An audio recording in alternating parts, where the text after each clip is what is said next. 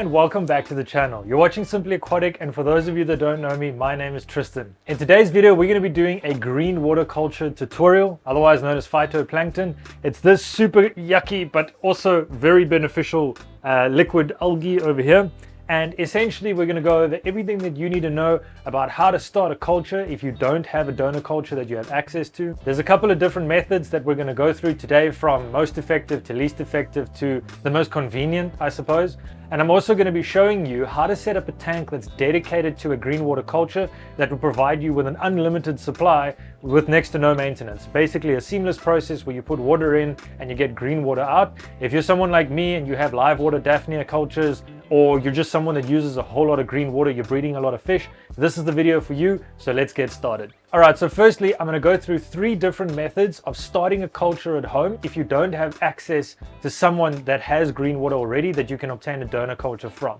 The first method is, for me personally, not the most convenient. It also takes a lot of time, so you need quite a bit of patience, but that is simply taking water from an aquarium, old sort of mature tank water that you would usually take out during a water change, putting that in a clear plastic bucket like this, or another tank, whatever you have that is available to you that is going to be see-through, something that light can penetrate on the sides, and you're going to put it outside in the sun, and you're basically just going to leave it there. That will turn into green water over time. However, depending on how many nitrates and things are in your tank water, it could take a really long time. And the other con is that whilst it's outside, it's sort of exposed to the elements, you're at a very high risk of having mosquitoes and other sort of bugs and things inhabit this water. It's not the end of the world if that happens, because you can run it through a sieve or like a net before you actually use the green water. However, it adds an extra step to the process. The second option that we have is pretty much exactly the same thing. However, instead of using tank water, you use fresh water out of the tap. You dechlorinate that, and then you mix it with some nitrified water. And the way we make that water is we use either aquarium plants or terrestrial plants, chuck them in a blender, blend them up really well, and then mix them with that water. You go ahead and sieve that into a small bottle, put that in the sunlight.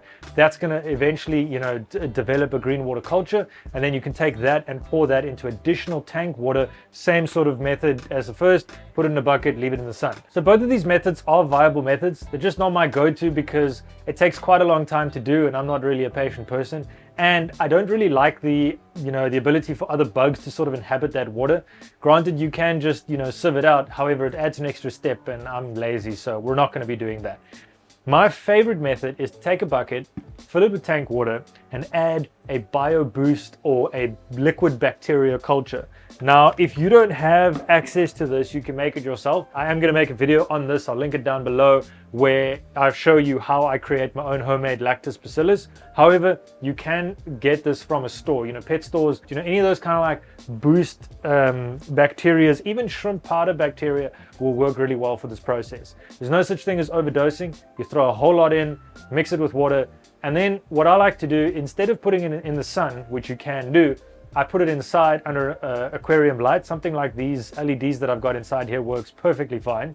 And you leave it on for 24 hours of the day. Within about a day or two, you'll have green water, and it'll be really easy to replicate that going forward. Alrighty guys, so now that you know how to start your culture, before we move on, I just want to mention that it might be frustrating to get it started the very first time around. Sometimes the cultures fail, or they take very long to produce green water. So I just want to mention that once you get to that point where you've actually created your green water, it's really easy to take care of it and to produce more. So if it's frustrating in the beginning, have some patience. Once you get it started, it's going to be really easy to look after it. So much so, it might actually become a problem and spread to all your tanks. All right, so now that you've got your green water culture started, it's going to look something like this. I would go ahead and keep it under light or in the sun until you get a really nice dark, thick color like this, where it's like really saturated. Then we're going to move on to the next step. So you're someone like me and you need a lot of green water, or you just want access to it on a consistent basis without having to go and create a new culture every time, then setting up a dedicated green water tank is definitely going to be the way to go. So I'm going to show you how I've set up my tank now, and I'm going to take you through a couple of the tips and tricks that I've learned in my experience, because I've created thousands of liters of this stuff. I've had this culture running for over 6 months now, and it's a really seamless process. It's no work at all. I don't even do water changes. Okay guys, so this is my green green water culture. Before we get into this, I just wanted to mention where I said earlier in the video that it's really easy to replicate green water. I haven't finished my slider section for this rack yet, and as you can see, just with the bubbles popping, these tanks are starting to hop over and become green water tanks of their own. It's not really a problem. It's super beneficial and it's not going to harm your fish or your shrimp. It can just be frustrating because if you've got a shrimp only tank like me and then you can't see your shrimp, you know, that's kind of annoying. The easiest way to get rid of green water is just to add a whole bunch of plants and get the nitrates out of the system, or you can just do constant water changes. So like 20% for 5 days in a row, that'll sort it out, no problems. So don't panic if this does happen to you for any reason.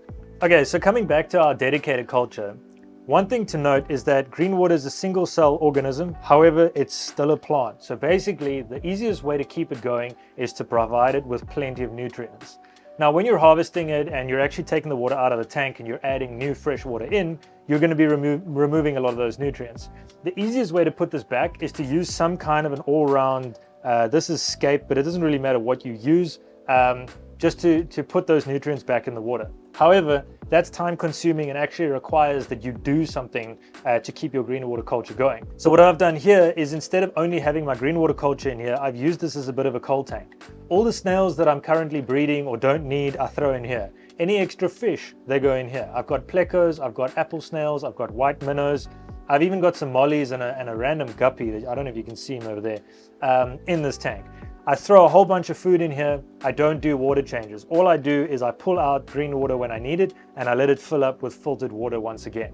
I do have a substrate in here. It's not an active substrate, it's just normal gravel. However, with the fish and everything, you know, not being vacuumed, once you get enough dirt in there, it basically becomes an active substrate. And this is essentially worked out to be the absolute perfect recipe for keeping my green water going without actually having to do any work. It's a fantastic way to maximize the efficiency of your tank and also ensure that it's a seamless process.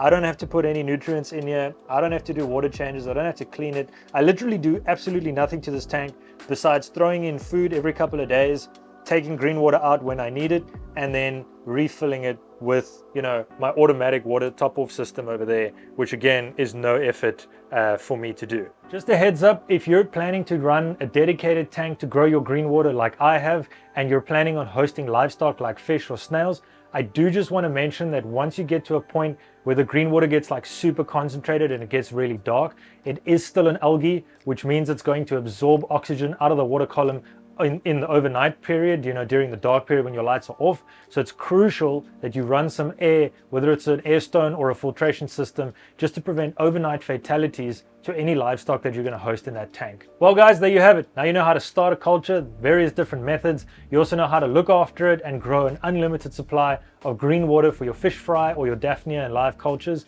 If you haven't seen my Daphnia video, go ahead and check that out now. I've had some great feedback on it. I've got a really bulletproof system for creating millions and millions of Daphnia without very little work. And if you're going to be growing a green water culture, it's going to be really easy to have that Daphnia side by side. Guys, I hope you enjoyed this video. If you did, consider leaving it a like. It helps it reach other people. And if you haven't yet, hit that subscribe button. If you have, you're awesome. Continue being awesome. And I will see you guys in the next video.